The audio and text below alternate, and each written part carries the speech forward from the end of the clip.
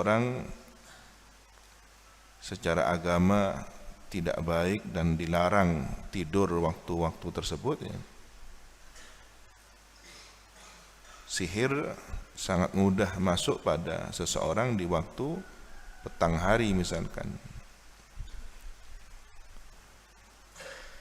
Nah, di sini ayat menjelaskan jangan jauhkan orang-orang tersebut, orang-orang yang beribadah di waktu pagi, waktu sore, yang mereka itu yuriduna wajhah. Yuriduna menginginkan siapa mereka, alladzina biibadatihim dengan ibadah mereka. Apa yang mereka inginkan? Mereka menginginkan wajhahu semata-mata karena Allah. Allah Ta'ala, ikhlas lillahi Ta'ala. La syai'an min a'radi dunia, tidak sesuatu pun dari harta duniawi, dari kesenangan duniawi. Beribadah hanya semata karena Allah, tidak karena materi, tidak karena sesuatu yang bersifat duniawi. Wahum, dan adapun mereka, siapa yang dimaksud mereka? Alladzina yad'una rabbahum bil ghadati wal 'ashyi yuriduna wajha, itu al fuqara'u adalah orang-orang fakir. Orang yang secara ekonomi masih belum sempurna menutupi kebutuhannya. Fakir ini di bawahnya miskin ya. Kalau miskin kebutuhan 100, penghasilan 100. Tapi fakir kebutuhan 100, penghasilan bisa 70, bisa 50, masih ada kekurangan.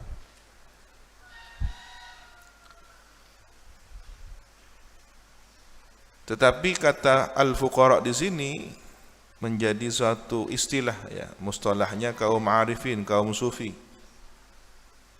Orang-orang sufi identitas mereka al-fuqara ilallah,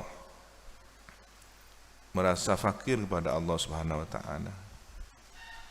Dan penampilan mereka serta perilaku mereka seperti orang-orang fakir. Zuhud ya. Walaupun kezuhudan itu, dawuh Abu Yazid Muhammad Al-Maliki, tidak terbatas pada penampilan. Jangan kemudian orang yang pakaiannya seperti orang fakir, compang-camping, pasti sudah zuhud. Tidak. Atau orang yang berpenampilan kaya raya, apa yang Allah anugerahkan dia pakai, pakaiannya berkualitas, imamahnya mahal, ya, tasbihnya mahal. Oh, ini bukan orang zuhud, tidak. Zuhud itu, dawuh Abu Ya, terletak di dalam hati. Nah, kembali kepada al-fuqara di sini adalah asbabun nuzul dari ayat ini, ketika kaum muslimin yang banyak berasal dari kalangan fuqara ya. Mereka bukan orang kaya raya yang bersimpati mengikuti Nabi. Semula itu orang-orang fakir, kaum budak, bekas budak, orang-orang lemah, orang-orang tertindas. Tetapi lihat perjuangan Nabi, berkah salah satu kekuatannya dari orang-orang fakir ini. Kenapa? Secara psikologis, orang yang fakir ada rasa berharap yang tinggi kepada Allah Subhanahu wa taala. Kondisi dirinya secara kehidupan duniawi yang serba terbatas dan butuh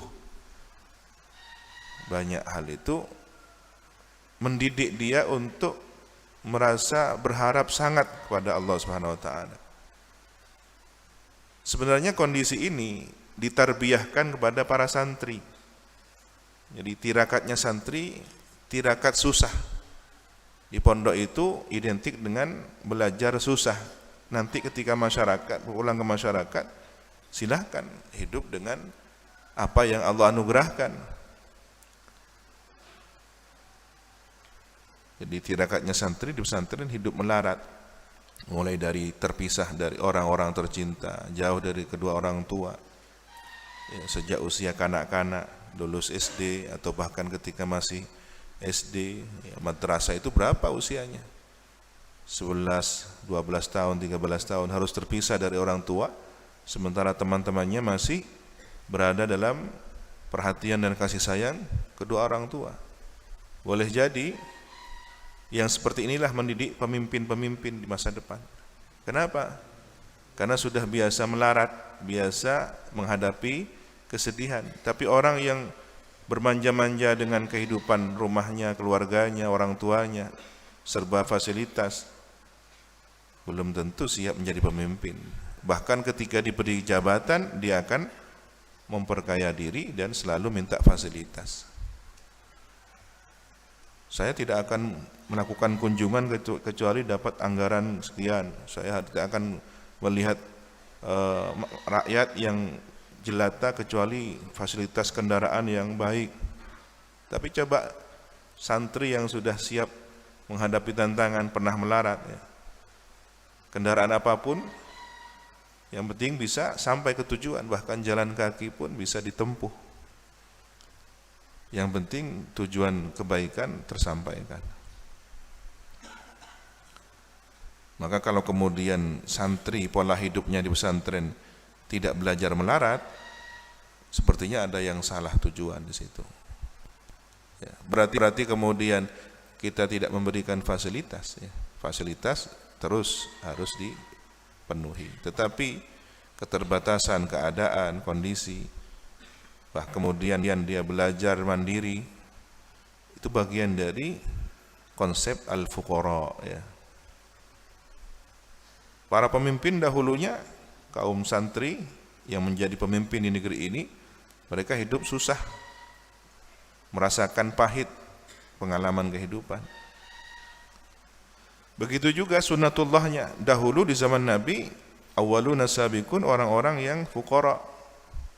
Kecuali beberapa di antara beliau yang kaya raya seperti Sayyidina Abu Bakar As-Siddiq. Tetapi lihat, beliau kaya raya tetapi memilih hidup fakir. Hartanya diinfakkan untuk perjuangan li'ila'i kalimatillah.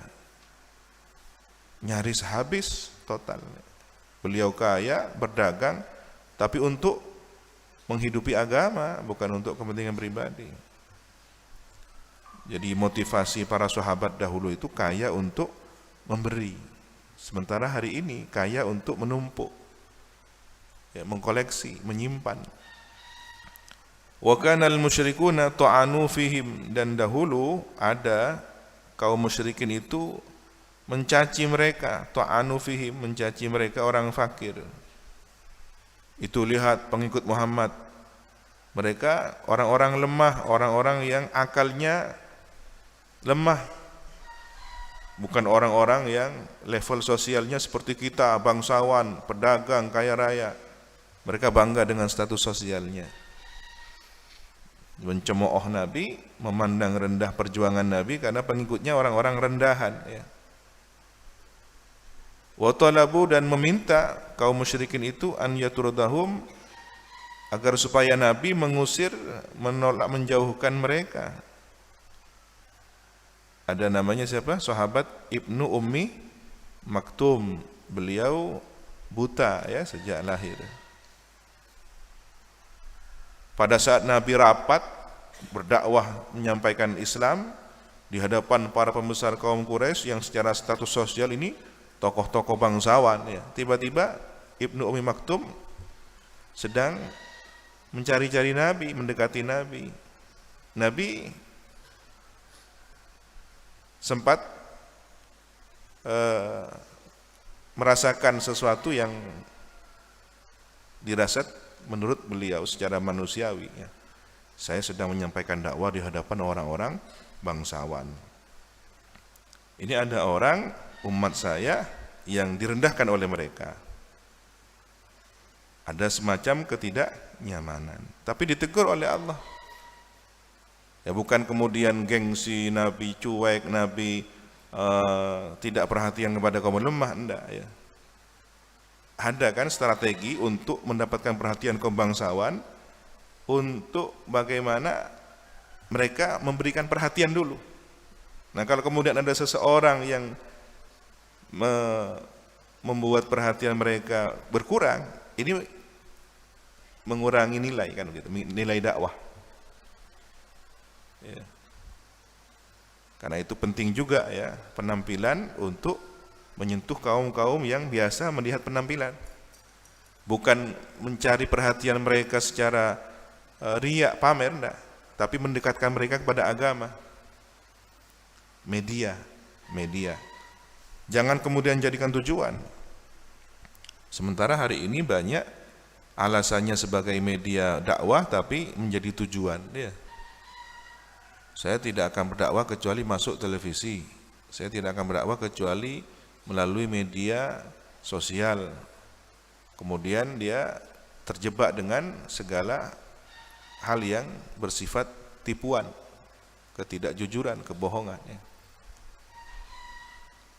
Jangan jadikan tujuan, itu salah jelas. Nah Nabi ketika sedang berdakwah dan di hadapan kaum pembesar bangsawan Quraisy itu, datanglah Ibnu Maktum. Minta nasihat Nabi, minta bimbingan Nabi. Waktu itu sedikit merasa tidak nyaman, ditegur langsung oleh Allah. Abasa wa tawalla an ja'ahul a'ma. Ini teguran maha kekasih kepada kekasihnya, jangan ditiru. Oh Nabi ditegur oleh Allah, tunggu dulu. Kalau kemudian bahasanya seperti teguran, itu pantas. Kenapa? Semakin dicintai, semakin mendapatkan perhatian. Ya. Orang tua marah kepada anak itu karena sayang. Maka Rabbul Alamin menegur baginda Nabi bahwa boleh jadi orang yang seperti inilah nanti menguatkan agama kan. Sementara kaum kafir Quraisy justru di antara mereka banyak yang tidak masuk Islam.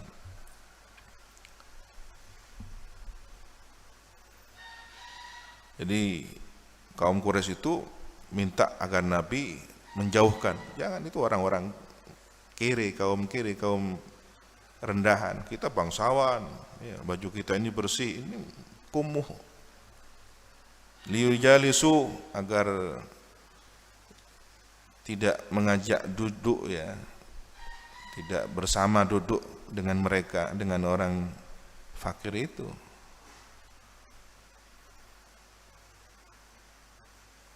Jadi agar supaya Nabi mau toleransi, beradaptasi, mereka akan duduk mendengarkan dakwah Nabi, tapi syaratnya orang-orang di sekitar Nabi yang dianggap fuqara itu, fakir miskin, orang kere, ya, pakaiannya tidak selevel para bangsawan Quraisy itu, singkirkan dulu. Ya. Ini ada ya, ada jenis semacam ini, ada karakter. Mau ikut pengajian tapi harus di hotel bintang 5 misalkan, atau di classroom atau di ruangan VIP. Kalau nggak begitu tidak mau. Pengajian langker ya, masuk gang-gang tidak mau. Itu kaum rendahan. Nah para dai-dai yang masuk ke wilayah ini ya silakan, tapi jangan terjebak kan. Jangan terjebak. Kalau tidak didatangi, tambah jauh juga dari agama. Dulu di tahun 80-an pengajian itu ya di kaum pinggiran.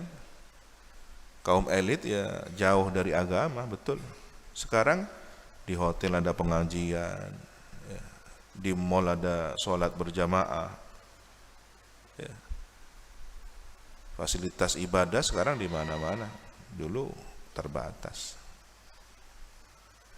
Wa arada an-nabiy sallallahu alaihi wasallam dzalika tama'an fi islamihim, dan Nabi menginginkan kepada hal tersebut,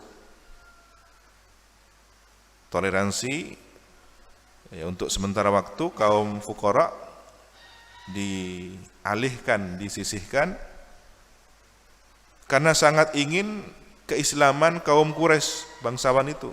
Ya sudahlah, ada apa-apa, sahabat-sahabat saya yang dianggap rendahan ini fuqara, kita jauhkan dululah, mungkin melunakkan hati bangsawan kaum Quraisy.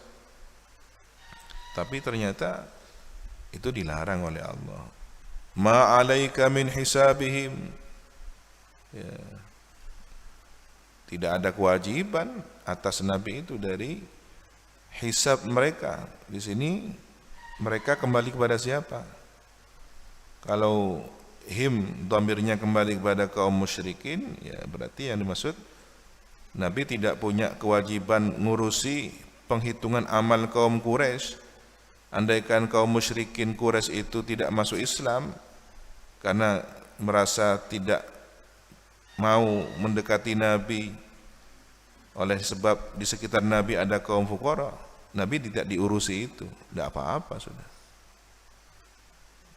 Kalau kemudian dhamirnya kembali kepada alladzina yad'una rabbahum, berarti kaum fuqara. Ya. Nabi tidak dibebani untuk mengurusi kaum fuqara itu yang kondisinya memang serba terbatas. Ya dimaklumi memang orang fakir. Jangan kemudian dipaksakan untuk berpenampilan elit. Hati-hati santri berdakwah jadi tokoh agama di masyarakat, memaksakan diri, santri saya harus ini, harus level ini. Nah ini juga menjadi evaluasi ya. Ada pesantren yang dengan biaya mahal, sementara tidak semua wali santri, wali muridnya orang mampu. Ini kan juga persoalan ya. Sementara yang dipaksakan di situ hanya terbatas pada gaya hidup, bukan kebutuhan hidup. Ya. Mulai dari pakaian, mulai dari biaya pesantren, biaya tinggal, biaya asrama, sampai biaya hidup, biaya makan. Dipaksakan sedemikian rupa. Sementara wali santrinya orang masyarakat ekonomi bawah. Ya. Boleh jadi juga oknum santri. Dia gengsi kepada teman-temannya, mengaku orang tuanya orang sukses. Tak tahu nengi bengkok, mama ane cemur. Ala koning itu kenal koningnya siapa? Majeng. Di sini anaknya pakaiannya yang mahal. Begitu acara Maulid Nabi atau Haul Majmu', empon bu, empon pak, tak usah ke pondok. Takut kalau kemudian orang tuanya ke pondok, ketahuan sama temannya ternyata, oh ini apaan pulang celeng, ala koneng isabah. Sementara dia di pesantren berpenampilan seorang kaya. Na'udzubillahi min dzalik. Ini sudah menunjukkan kegagalan dia untuk mendidik dirinya sendiri. Apa adanya. Sesuaikan dengan yang ada pada diri kita ya. Tidak memaksakan gaya hidup seperti apa sementara orang tua kita terbatas. Min zaidah ini ya. Min syai'i, dari sesuatu pun, in kana batinuhum ghairu mardiyin, jika ada batin mereka itu tidak diridhai. Wa ma min hisabika, dan tidaklah termasuk hisab penghitungan amal Nabi alaihi atas mereka min syai'in sedikit pun.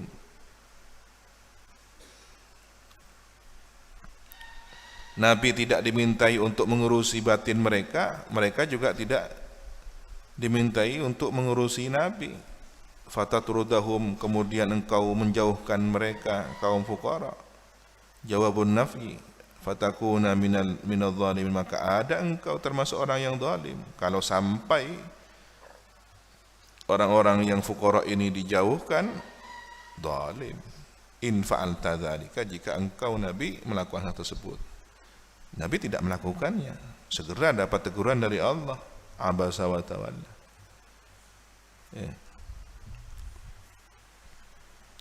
Maka sebagai pejuang agama, siapapun, apapun latar belakang sosialnya, terima, sambut. Jadi kiai cek lemele.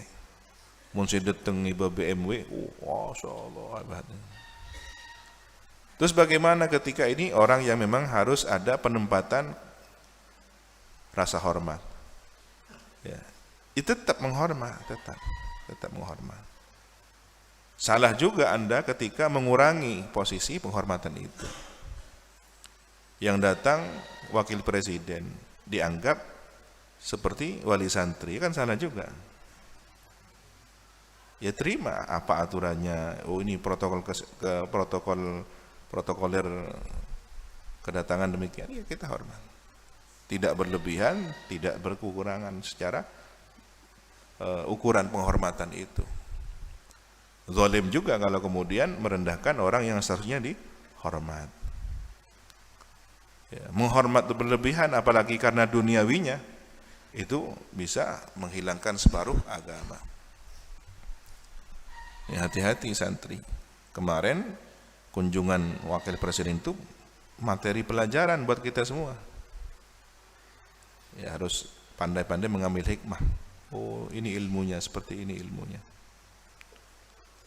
Wajar saja, standar. Tidak berlebihan seperti apa Anda. Tapi tidak mengabaikan juga secara tidak menghormat. Ada posisi, oh ini bapak kita, orang tua kita hormat. Menghormat orang tua dan menghormat anak yang levelnya di bawah kita, ya berbeda. Ada posisinya. Anzilin nas manazilahum. Tempatkan manusia sesuai dengan kedudukan mereka. Itu juga bagian dari ajaran agama.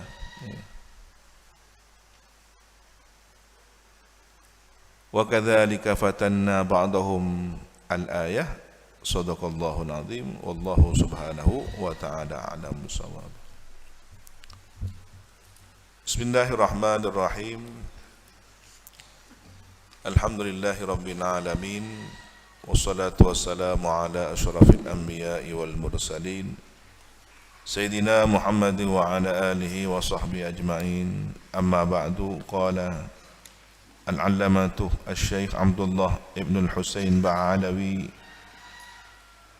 wa qala al-alim al-fadil wal-wari' al-kamil al-syaykh Muhammad Nawawi al-Bantani fi syarhi Sulam al-Tawfiq rahimahullahu ta'ala wa nafa'ana bihima wa bi'ulumihima wa bi'asrarihima wa bi'asrari sa'ir salihin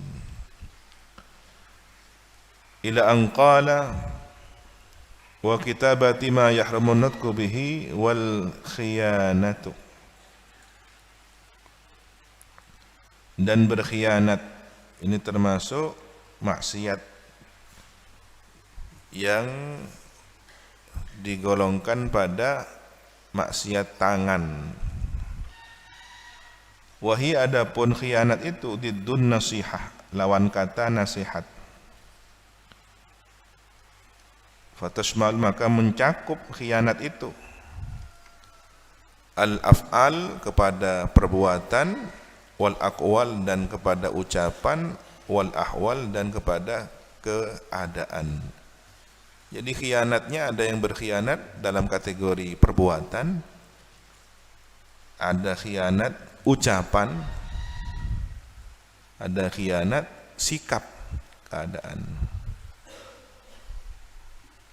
Para ulama kemudian membedakan antara al-khain, seorang pengkhianat, wasarik, seorang pencuri, wal ghasib, dan seorang yang berbuat ghasab.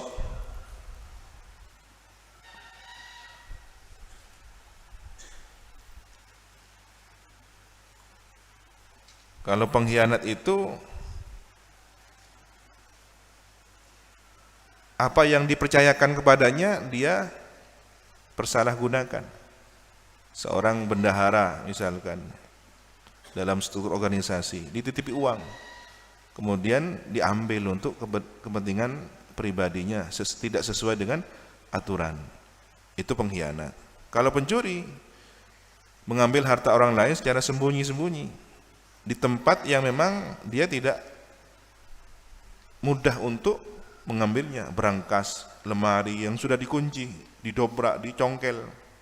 Nah, itu pencuri. Karena boleh jadi ya, pencuri itu adalah pengkhianat juga. Ya. Orang yang berkhianat, korupsi uang negara, itu kan mencuri. Mencuri uang negara, tapi disebut koruptor, pengkhianat.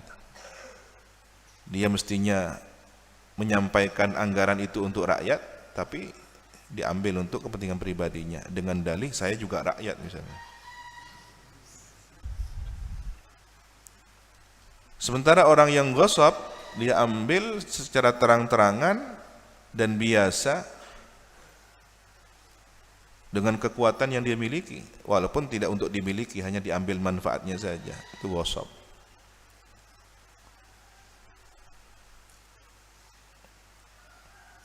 Faslun wallahu subhanahu wa ta'ala a'lam bissawab.